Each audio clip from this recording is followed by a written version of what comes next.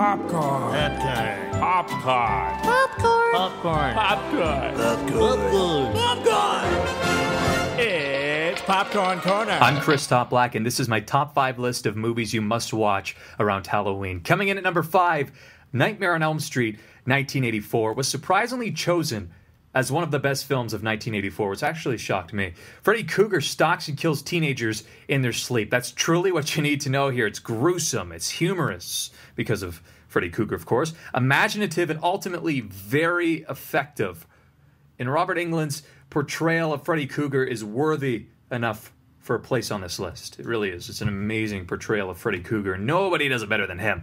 At number 4, Night of the Living Dead, 1968, the granddaddy of all zombie films. It's also the ultimate B-movie, and I do not mean that as an insult whatsoever. Everything that you see in this day and age on The Walking Dead and anywhere else, you owe it to Night of the Living Dead.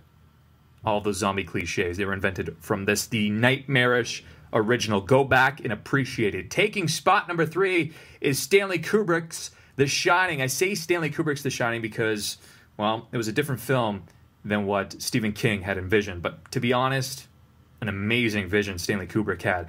Originally, critics were quick to pan The Shining, but after further analysis, they changed their tune. But that pretty much happens with all Kubrick films. Jack Nicholson portrays Jack Torrance in one of his career-defining roles. I would say this and probably One Flew Over the Cuckoo's Nest for Jack Nicholson for sure. And at its essence, it's a story about ghosts, severe cabin fever, and complete madness. If you were in Jack's place, how would you fare? It's a good question. I should also mention that this film is beautifully shot and ambitious in the best way possible. At number 2 comes arguably Hitchcock's best film, Psycho, 1960, the originator of the suspense horror genre, and no film truly does it better. You have the innocent female lead, the secluded hotel, and the disturbed owner and manager. My friends, we've got ourselves a great plot. And much is to be made about the infamous shower scene, but what gets me is how Alfred Hitchcock brilliantly builds the suspense throughout every moment of the 109 minutes the film runs. It connects to all of your fears.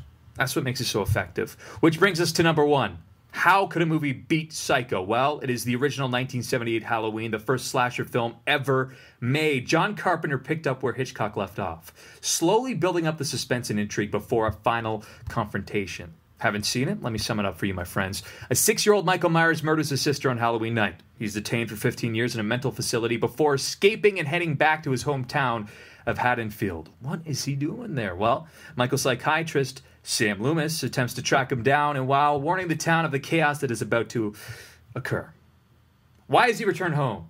What does he plan on doing there? And why is he stalking young Laurie Strode? You know the term less is more? Well, it really truly applies here. We know very little about Michael Myers, what makes him tick, other than the fact that he's a complete and utter psycho. But that's what makes the experience even more terrifying, not knowing. But what makes it even more effective is the brilliant soundtrack provided by John Carpenter. Without it, the film would have failed, no doubt about it. So watch this film and attempt to go to sleep without picturing that emotionless white mask of Michael Myers. That's my top 5. Hope you enjoyed it.